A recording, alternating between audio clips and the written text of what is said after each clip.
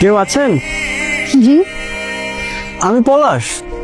ওই যে ওই দিন যে আমার মাকে নিয়ে আপনাদের বাসায় পানি খেতে আসলাম। কিছু বলবেন?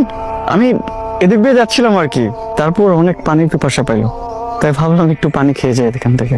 আচ্ছা একটু দাঁড়ান, আমি পানিটা নিয়ে আসছি।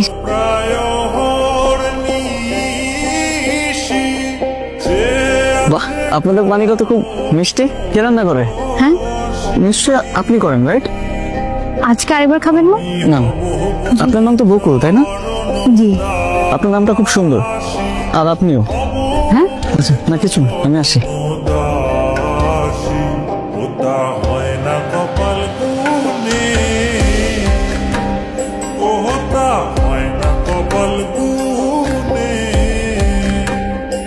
হ্যাঁ রে বকুল, কি আমাদের যে দুইটা ছেলে আজকে ফলো করতেছিল, ওরা কারারে চিনিস নাকি?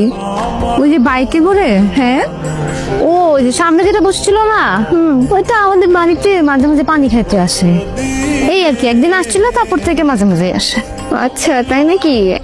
আমার তো মনে হয়েছিল তারপরে আমি হাবুডুবু খাইতেছি।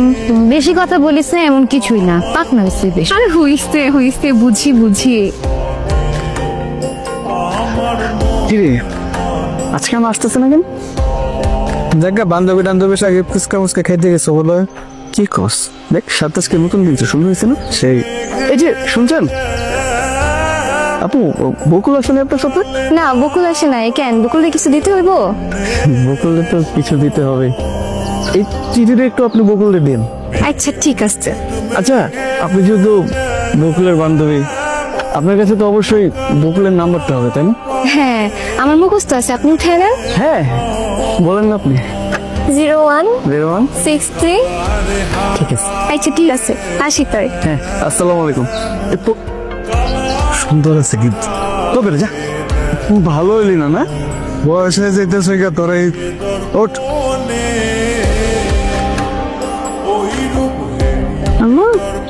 মা এত রাইট হয়েছে, খারাই রয়েছিস, ঘুমাবি না? ও না, আমি এখনই ঘুমাইতে যাব। তুমি ঘুমাবো না কেন এখনো? তোর আব্বার শরীরটা কিন্তু ভালো না। আমি না তোরে খুব দ্রুত বিয়া দিতে চাই। মা এত টেনশন কেন করো আমাকে বলো তো? এত টেনশন করে করে চোখে নিজে কালি বাঁধায় ফেলছো।